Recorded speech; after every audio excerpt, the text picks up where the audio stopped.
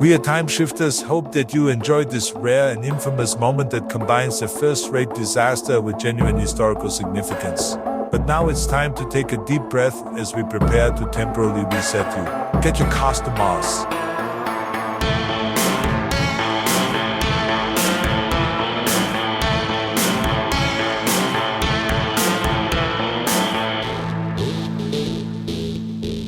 Hello, I'm Christopher, and I want to welcome you to the Time Shifters podcast. In this show, Tom and I discuss and review film and television, primarily in the sci-fi, fantasy, and horror genres.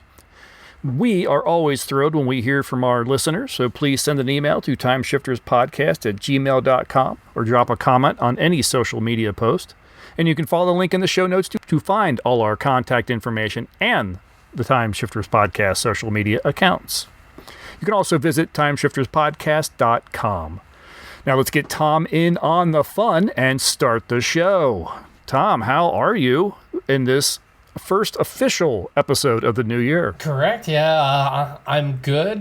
Getting over a bit of a cold, which is my normal operating procedures for the holidays, apparently. I completely understand. I am amazed I made it through these holidays without a legitimate cold. I got a little bit of like a sinus congestion. Nothing, not a cold, just, just sinus pressure a little bit, but I kind of blame that on we've had the weather that has been like a freaking tennis ball going up and down around here. So I blame that and not an actual cold. But I do understand. I usually... Thanksgiving, Christmas, New Year's, one of those holidays, I'm suffering. Well, yeah. I usually get a bad cold or flu, almost always, during the actual holiday break that I get from work. And I'm going on about a 24-year streak. Yeah. Every time I think I'm about to dodge it, it does not happen, so... But I had to tell you, I'm a little excited. I've seen recently we've had a number of folks join us. Yeah, we have had several people sign up on the Facebook group. Yes. And that is very exciting. I love seeing them. Just recently, and I spent New Year's Eve with Elena and Antoine, and now they are members of the group. So if you are listening, welcome. Thank you very much. Shout out to you guys. Yeah, no, very exciting. It's good to see, and it's a great way to start the new year. Absolutely. So while you were down and out with the cold, I understand you got a chance to...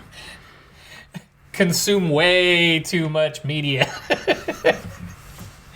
I don't actually know what that means. Right, I know who I'm talking to here. But usually I don't get that much downtime where I am literally off. I can't go anywhere or really do anything else because I don't feel well enough to do any of it. So pretty much couch for 24 and at least 4 days. So 24 hours, 4 days total. I managed to consume the entirety of the Reacher run on Amazon Prime. The lead in that, Alan Richardson, who has been in a number of other things here and there, but that man is huge. Oh my God. Yeah. Yes, no, and he gets to have so much fun in this series. I didn't really know much about the Reacher series, and partially tainted by the fact that there are at least one or two Tom Cruise movies for the Reacher character. Mm-hmm. To which I understand he was never an appropriate actor for any of that, because from the book series, this dude's supposed to be huge. Yeah, I seem to remember hearing some controversy along those lines. Yeah, I mean, this is supposed to be an enormous badass, a military figure cut like no one else, basically a walking tank, and Alan Richardson is a walking tank. So, right. But it's such a fun escapism kind of thing, because this is a character. He'll get hurt in fights, but basically this guy is going to win, and you kind of celebrate that, because to his core, he is as good as a guy gets that is also willing to take any human life that comes along who is scum. So it's a lot of the bad guys getting their comeuppance, and you almost kind of feel bad for the ones that go up against him and go, "Oh, I'm taking you down." I'm like, "You so aren't." And his response is the character is very stoic, very dry.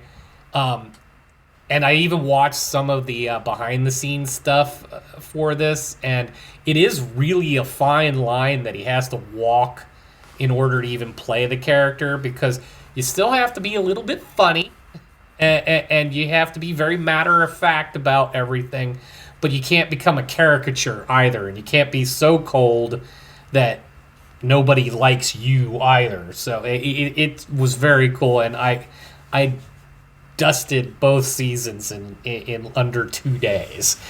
Nice. Wow. Yeah, that's a binge. Yeah, that's 16 hours television that I just tore off like a Band-Aid.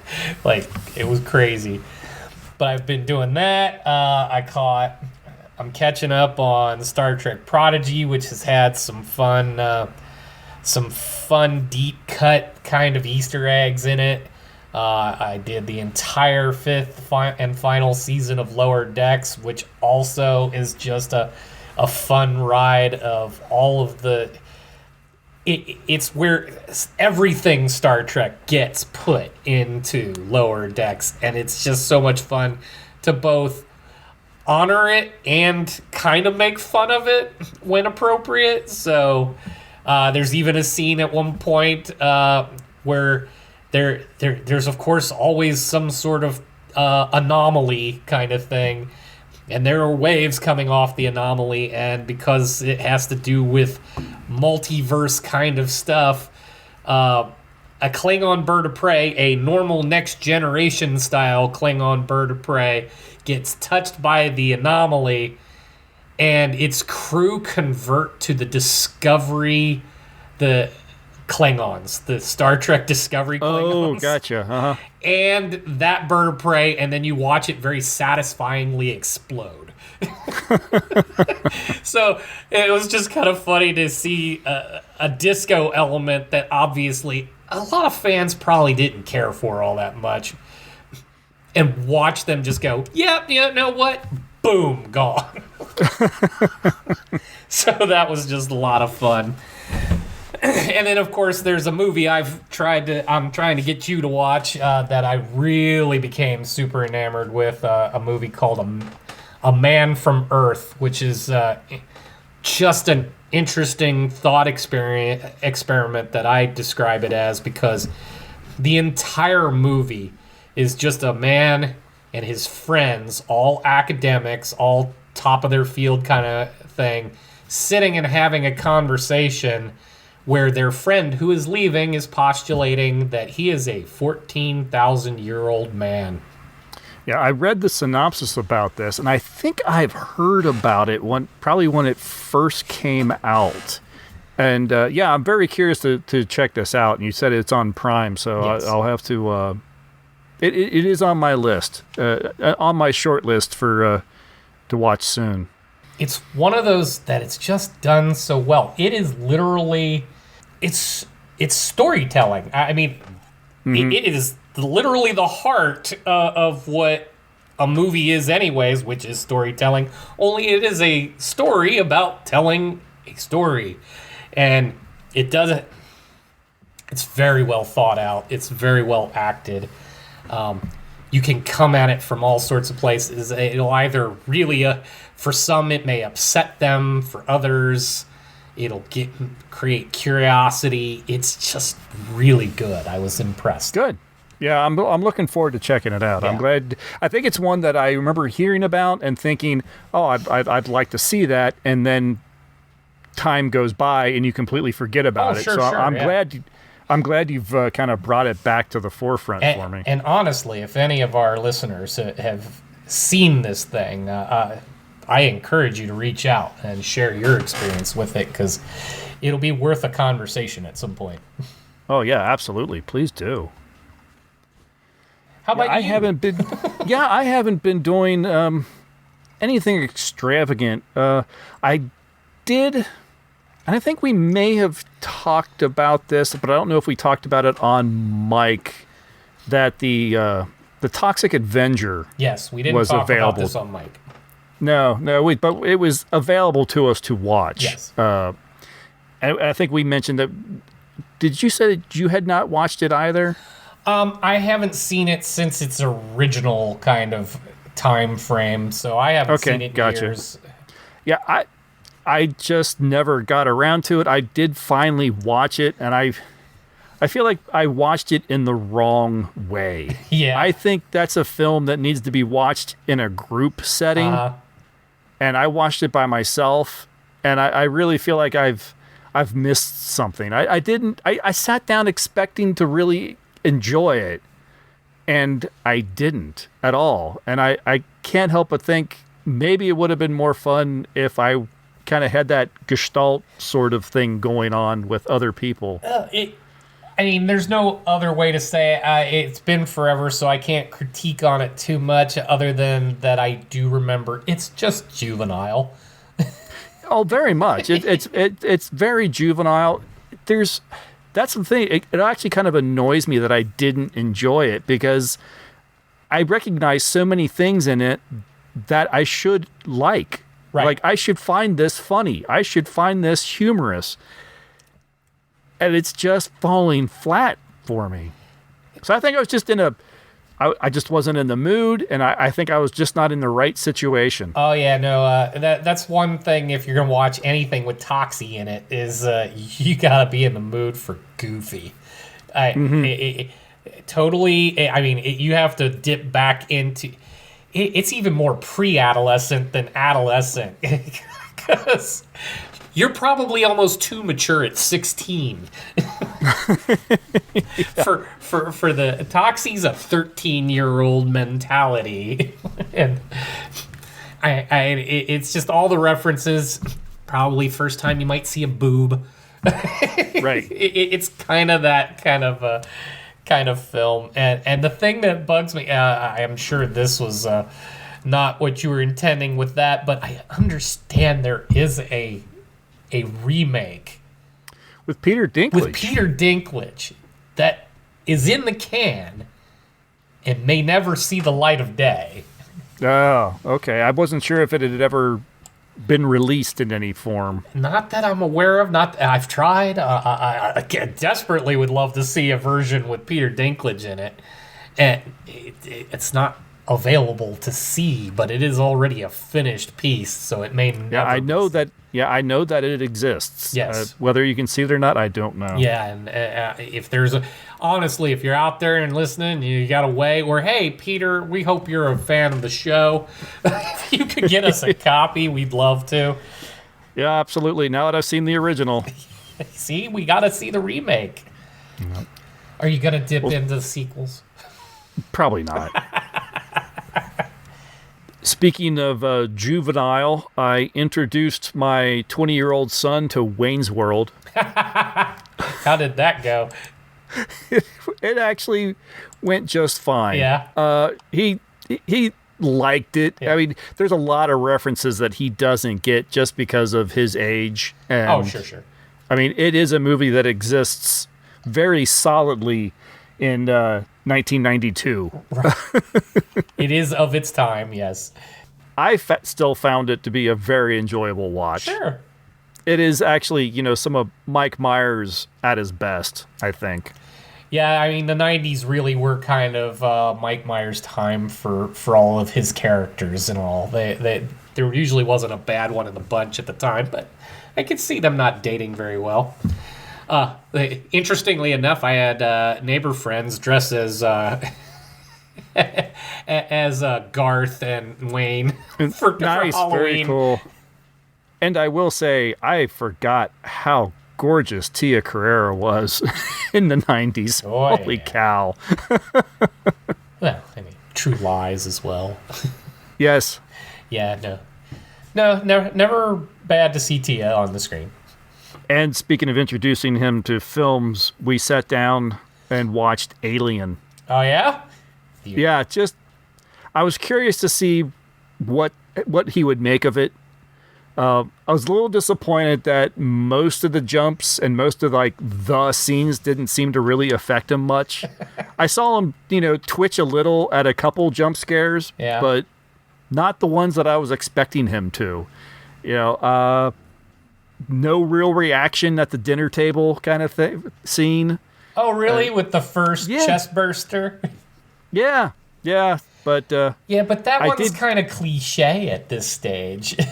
Possibly. Yeah, it might be something he's been exposed to without knowing he was being exposed to it. Well, yeah, I mean, it's been parodied and stuff. I mean, there's the classic parody right out of Spaceballs. I did get a kick out of him, though, at the end.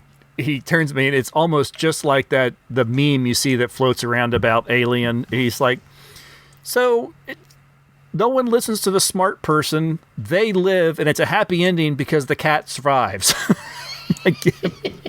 That's pretty much the film, yes. Well, I mean, that's just a good old strong Hollywood rule. You never kill the pet. Right. But yeah, it was interesting getting his take, and, he, of course, comes at it with a little bit more of, well, why wouldn't they have checked the ship? Like, that's the first thing I would have done is, like, make sure it's not on the thing I'm trying to escape in. Right. Like, well, yeah, that's true.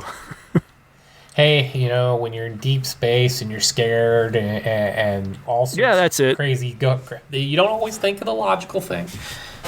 Right. But yeah, that's really all I've been doing. Nothing too exciting. Well, that's a change of pace. Usually you're the one outpacing me on on stuff like that.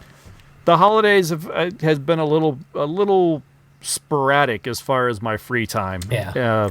And family, things, not as much alone time with the TV. Yeah, especially with some of the stuff that we watch. It's not everybody wants to sit in for that.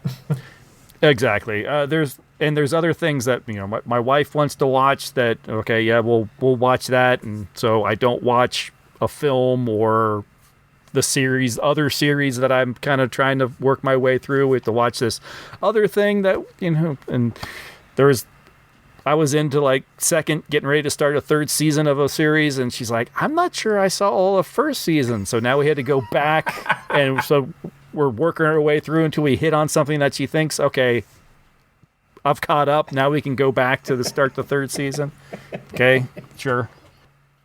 Well, I think we should probably take a break and get into today's discussion. I agree. All right, we'll listen to a promo for another podcast, and then when we get back, we're going to take a look at 1964's Robinson Crusoe on Mars.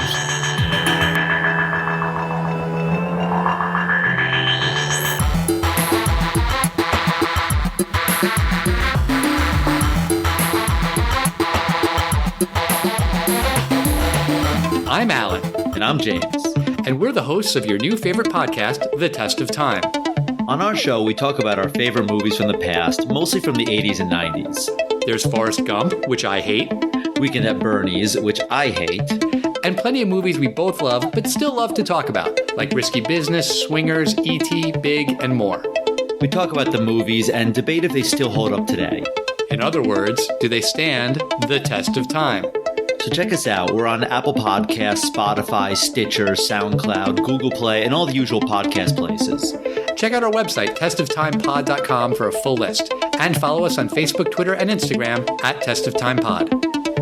It's test of time to subscribe. I can't believe you said that. It's the test of time. James and Alan have to say, do the movies you love still hold up today?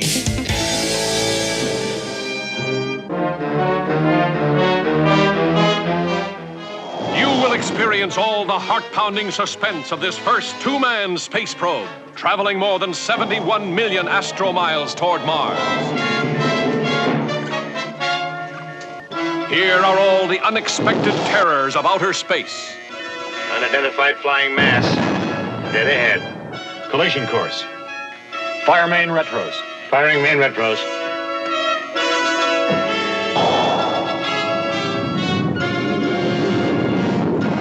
Mars gravity's taking over, pulling us down. Prepare to eject. Emergency procedure. Blast off when you're ready.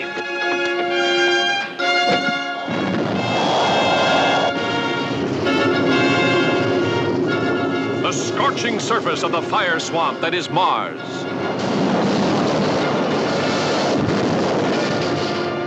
A world no man has ever seen, and now one man must explore alone. Here is a modern Robinson Crusoe, struggling for survival in a cruel environment. Finding water. Discovering a source of nourishment. But unable to lick the most terrifying problem of all. You gotta face the reality of being alone forever. The devastating laser beams with which spacemen from the constellation Orion excavate the rare minerals of Mars. The escaping slave worker who becomes a modern man Friday.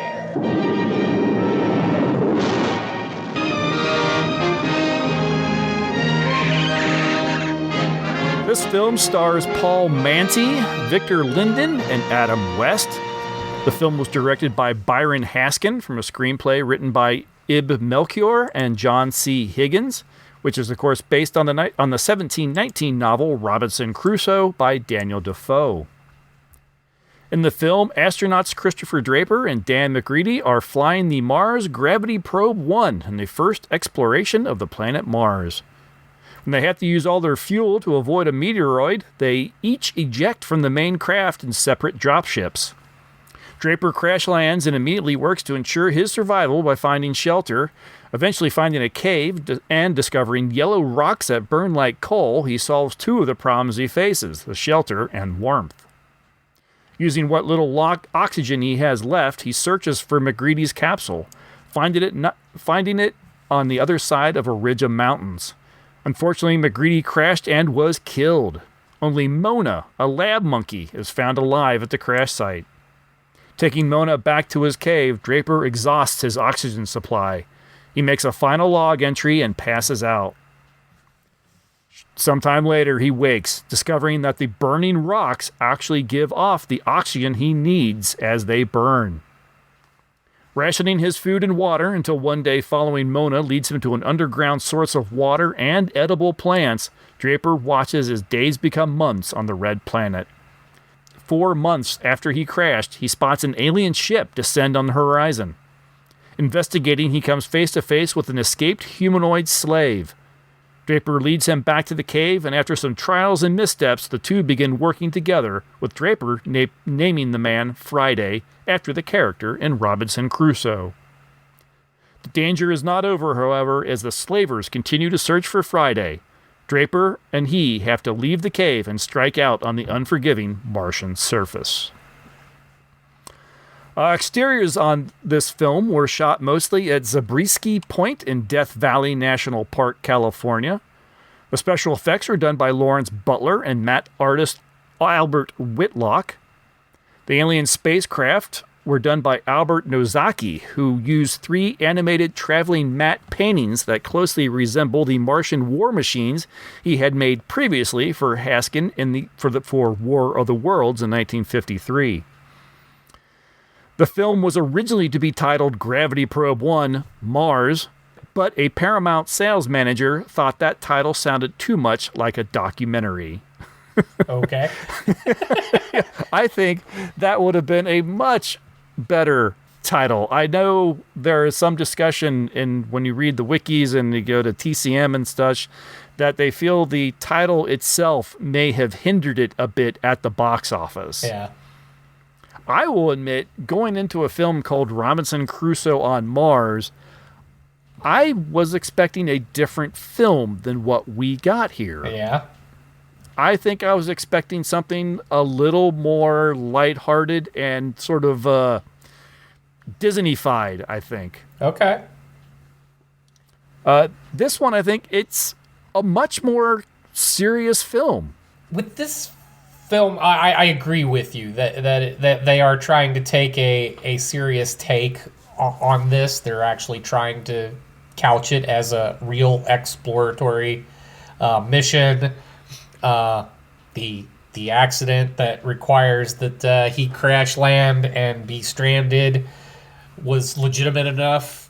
The Robinson Crusoe factor of throwing in his guy Friday was forced at best.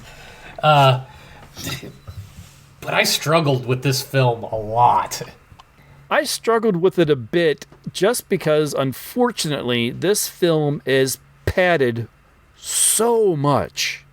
There is so much walking and climbing that doesn't need to be here. In fact, I had a moment while I was watching it where I was even going to tell you, rock climbing, Joel. Rock climbing. Yes. Because, yes, there is a bit of padding. But actually, I was prepared to give it a little room on the padding. We are talking about a solitary human being trapped on a world that he knows really not much about and is now forced into a survival situation. So I liked the sense. They were trying to at least build a little sense of he's on his own. Oh, no, absolutely. They were trying to build the drama for him. But for what also, at least, again, granting it was 60 years ago, they were trying to go for at least some sort of scientific authenticity. I've read a lot of things where people very much congratulated on that. And to all of that, I go, bullshit. Because I'm like, there was a very fast and loose relationship with oxygen. They acknowledge it. But it seems to be kind of whenever it's like breathing is optional for this guy. The way that he was constantly putting the visor up and down while he's trying to do stuff was just irritating my living soul. I give him a little bit of grace because at the time they obviously had no idea what the Martian atmosphere was made out of. They knew Mars had an atmosphere just from visual observations. Yes. But the first probes to Mars was only just launched in 1964 that was just going to pass by it. Right. Nothing would land on Mars for, I think, another 5 years. So they were just, sure, it's got oxygen, but it's just not as much. No. And I didn't have a problem with that either, given what they knew of the time. This is reasonable as anything, that there's at least something there. And honestly, they're not even that far off. They didn't even follow their own rules. He kept talking about, oh, he could do this for so long, but then he'd have to take a hit off of this. As is, he was talking from 2 small tanks on his back. He had 60 hours of oxygen. I'm like, what the hell is in there? That's micro oxygen. Apparently so. But yeah, the whole playing with it, I actually give him full props on the fact that granted, it took him way too long to realize he could burn this rock, but wasn't paying any attention to where the oxygen was coming from. The fact that they actually kind of alluded to that, it's movie science, but I give them credit for at least creating the mulligan for where you would get some of that, and then the ultra mulligan later from oxygen pills that Friday's carrying around.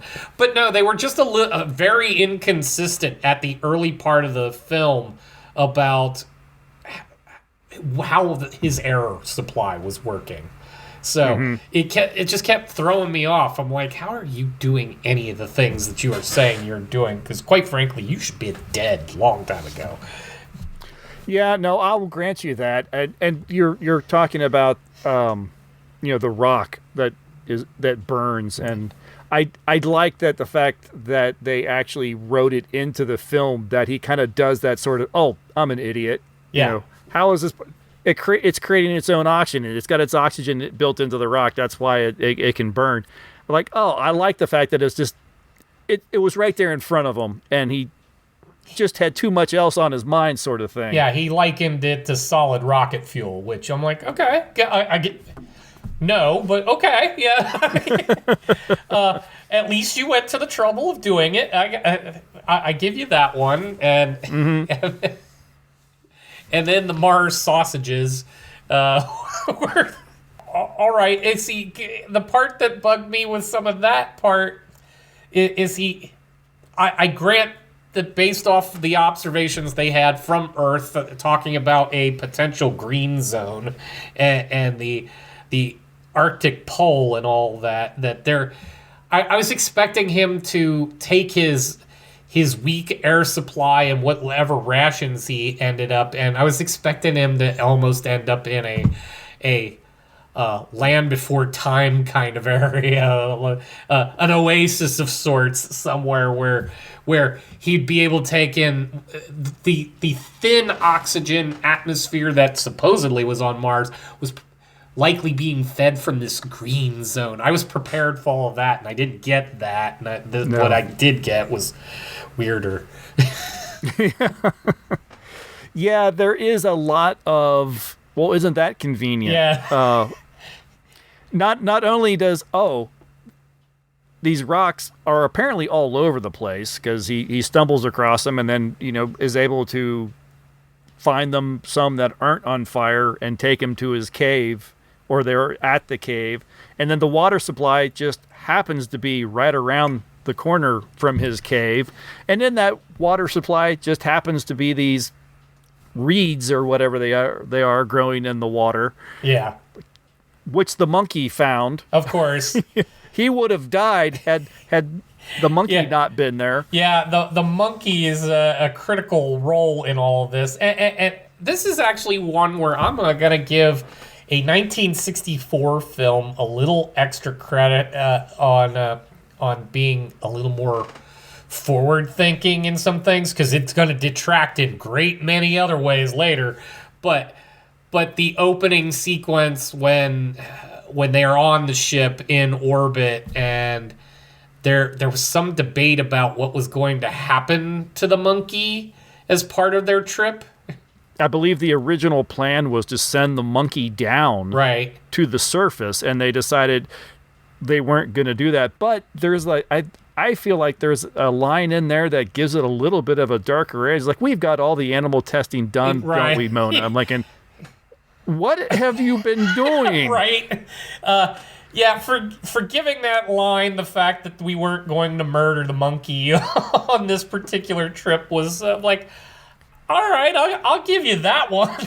Yeah, but I just, after hearing that line, I just feel like, okay, great, the monkey's safe, but what about the dog and the hamster and the, everything else that went there? And I'm not about to get all warm and squishy to the point where I understand where we would use other analogs to learn things that we're deeming too dangerous for humans, but then you still have to go, you took the monkey with you for the purpose of doing the monkey in. And I'm like, right.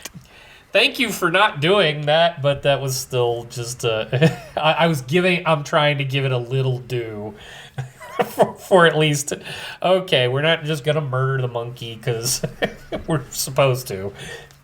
I think the real highlight of this film is the effects.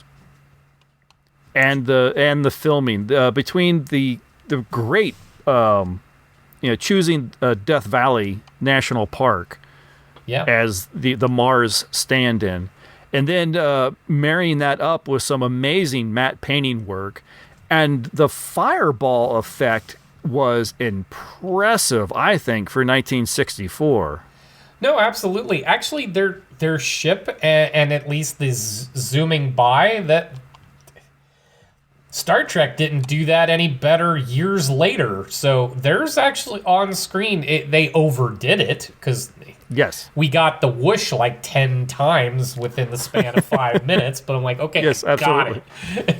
And you didn't have any other view of the ship, just the one coming past you at speed.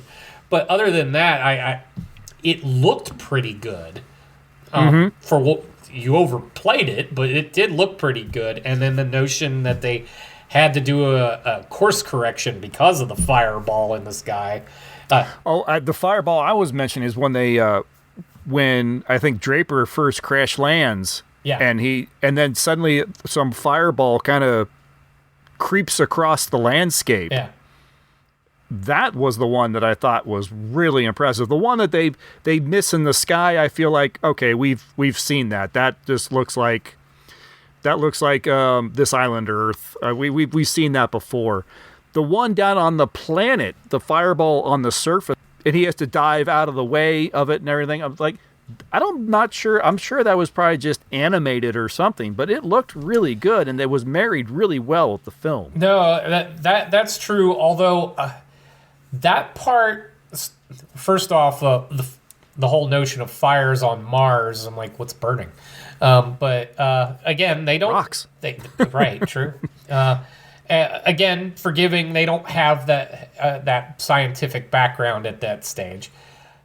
I was waiting for that particular fireball you're describing seemed to follow him. So for a minute there, I thought we were getting like a sentient energy being of some kind. As did I, but apparently it is just a natural phenomenon like ball lightning or something like that here on Earth, Yeah. but is a fireball on Mars, and you just have to watch out for it. Apparently a lot, because the thing will follow you. And that might have just been the way they did the effect and all that. But yeah, it seemed to have a mind of its own there for a while. But no, the effects are really impressive. Sure. The sets, the cave that he eventually kind of takes up residence in, I thought looked really good. I love the crystalline structures that kind of went through the cave and different light and just all of that. The landscape and everything that they created, I thought were pretty imaginative and fun to look at. No, and reviewing other material from more current times and other people watching this stuff. I mean, granted, they'd have no idea, but because they used Death Valley and all that, they almost kind of nailed what the terrain of Mars actually is. So they did pretty good. Yeah, absolutely. Story-wise, I mean, obviously they did try to sort of follow the original Robinson Crusoe storyline. And in doing so, we do end up with sort of the crass American thinking with from our hero that, when he discovers that Friday can speak, well, you're going to learn English. Right, yeah. No, don't use your words, use mine. Right. Or you're supposed to be the PhD level person. Why didn't you learn his language? I do like the fact that while he starts out with, you're going to learn English if I have to sit on your chest and force it down your throat for 2 months or whatever, but then quickly he does start picking up Friday's language. So they do exchange some words and some conversations kind of bouncing back and forth between the Friday's language and English, though for the most part, because we're the audience, it has to be in English. But there is a little bit of a combination between the two. So while it starts out that way, and that is his intention, that's not the way it works out, which I did sort of like. No, I did like that. The part that still doesn't sit well, though, aside from the whole insistence you're going to learn good old American English, is he acknowledges at the beginning that his people have been rendered slaves to whatever the other race is doing the mining. But the first thing out of his mouth when he says he's going to kind of hang on to him is basically that you're going to be my slave. Yeah. Wow. Okay. You were almost enlightened for a second. Yes, and there is some terminology, a term that gets thrown out of our hero's mouth. Yeah, the R word gets flung at Friday at one point, which yet again doesn't sit terribly well. And, again, I can dial that back. That was 60 years ago. That word was used differently and far too often, both in both ways that people have a tendency to use the word. But I'm like, it was unnecessary. I'm not going to sit here and, knock the entire film for the use of one word one time or anything. But it was the general attitude of our quote-unquote hero, at least in the beginning with his relationship with Friday, that it is a little sour. Though I think the relationship grows beyond that. It does, yes. And actually they do become dependent on each other. They do become friends. Weirdly, that kind of stuff is almost shorthanded. We spend so much time with how is this man going to survive, for an hour or so of this film. And then for like 30 minutes, and they're friends. Yeah, like, they could, this is where I was actually having more flashes of a more effective film along these lines, which would be like Enemy Mine. I was just thinking that could almost be considered a remake of this film. It really kind of could, and in that case, at least they actually started as enemies. For our hero here to be, I don't know, so derogatory toward he's completely alone. And he comes across somebody that has been subjugated and taken advantage of and imprisoned. And his first actions are, "Oh, you're about to be subservient to me now." That attitude was kind of wrong. Especially, this is supposed to be a man of science, and he's desperate. He needs some sort of companionship. He's even acknowledged it, literally, the scene before we run into Friday. He acknowledges that the one thing that I'm not prepared for on this trip is the amount of isolation that I'm in. And I love that they even acknowledged it. And I like that they acknowledged that, even though I did 2 months in the isolation tank on Earth, I knew I was going to be getting out. Yeah, and I thought that was actually a very good point. I mean, yeah, you can train for these things, but fundamentally what's flawed about any training is training will end. There's a limited amount of that you're going to have to do. So anyone that sees a deadline on something, as long as I can make it to the deadline, I'm good. In this situation, there's no deadline. So just the way they handled that. I like that they incorporated it, but then he kind of throws away some of his opportunities. Yeah, this film is definitely a film of highs and lows, and there's really no middle ground. not for the most part.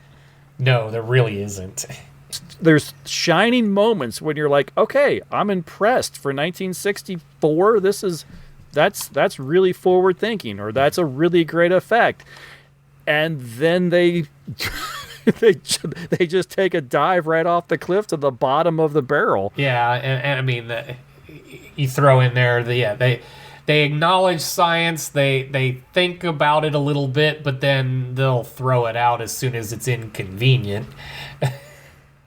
I think what's funny, if you watch you can watch other 60s sci-fi with astronauts exploring worlds and this and that and everything. Yes, we're like saying they're supposedly scientists or whatever. I really get the impression in the 1960s astronauts were, can you push a button? There was a little bit. You need to be smart enough to fly something. That's all the prerequisite. As far as like the science stuff, right? Nah, that's somebody else's job. Yeah, like you shouldn't actually need to know anything about what you're working with and where you're at. You just have to be there for the ride. Right. And no. and that's part of that's one of the pluses that you can have for this film is they acknowledge these people needed to know stuff. Like, you weren't just there for the ride. These guys had skills. They had and all. It's just it was whenever it wasn't inconvenient, we didn't do that anymore. And that kind of circles back, and I think plays in part with what you were saying earlier with the science, is that when they need it to be there, when they need facts and science to be there and become a threat, then it's there. Right. But when when they no longer need it to be that threat, well, we can just ignore that now. I just got thinking about how goofy some of the stuff is related to that. I'm thinking about, okay, I appreciated too that they had suggested that there are alien races that are coming to Mars to mine for materials, and that perhaps if one were to do so, that you might even have a race of people you may enslave to force them to do the mining and all that. Never entirely sure what the Martian war machines minus the goosenecks were shooting at. They were shooting at Friday, I guess. They were at some point, but then what was the first part before he just got away? Because our hero wanders into the mining operation happening, and then all of a sudden these machines shooting at something, but it was never entirely clear what they're shooting at or why. Because is that a third race in all of this too? No, I think I take it as being a little bit, there's just a little disconnect in the timing, because I believe the shooting isn't supposed to have started until after Friday has escaped. Okay, well, but it didn't, so... Yeah, maybe not. But this is where I'm just going to laugh for a minute, because you didn't see much in the way of the enslavers, but if you caught them long enough, they wore big baseball helmets. I believe they're from Destination Moon. Are they? I couldn't help but have a little laugh at that. I'm like, oh of course. These are just giant helmeted dudes. It's just weird. Now, of course, why they're on space oxygen pills or not, why is every slave race in loincloths and sandals when you need them to do things like very futuristic mining? The two lead actors, Paul Manty and Victor Linden, apparently got to be really good friends on this film. Yeah. And worked a lot together on the film to sort of work on their characters and work on the relationship. And Victor Linden kind of helped develop this character of Friday, and the language and everything he used and the words that they used, they actually relied or based a lot on Mayan. Interesting. Again, trying to tie into the idea that maybe Mayans were from the stars sort of thing, the chariots of the gods and that sort. Gotcha. Okay. Well, if that's true, that's at least a cute little Easter egg and gives it a little more credit. Yes. So Friday was a Mayan, space Mayan. A space Mayan. In fact, there you could take it to the next level. These were Mayans that may have been taken from Earth at some point. Or there you go.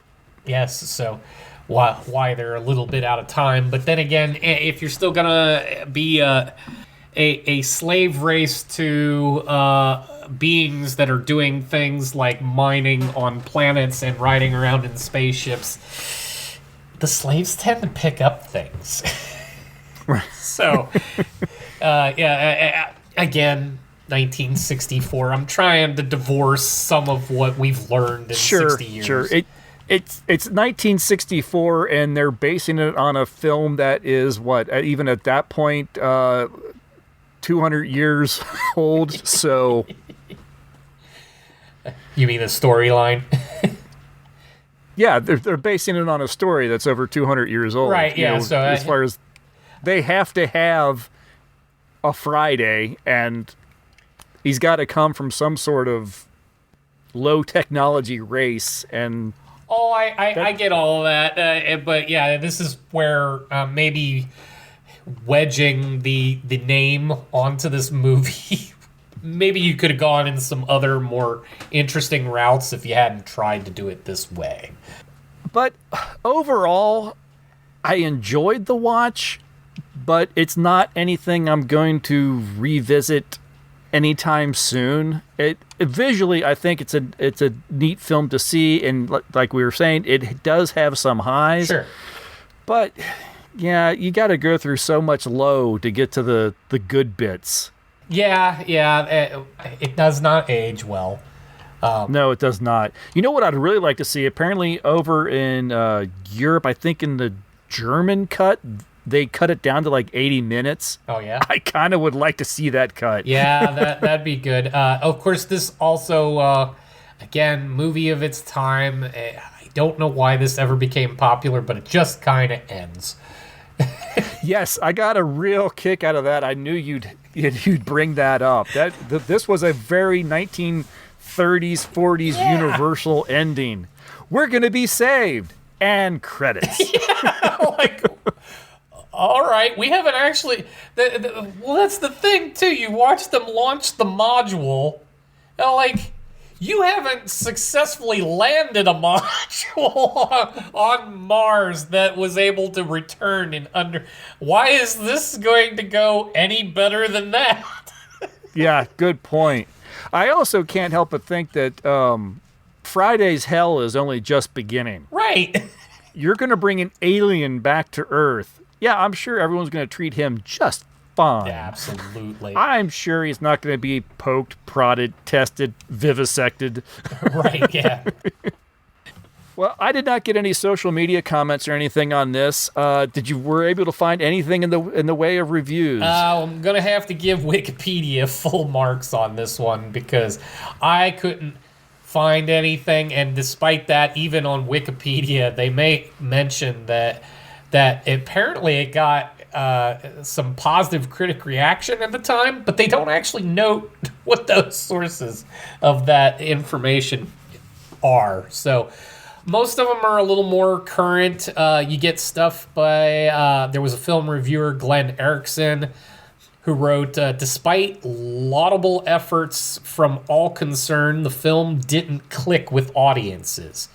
Indifferent distribution was blamed, but it's also likely that the public preferred to see its astronauts on the 6 o'clock news. And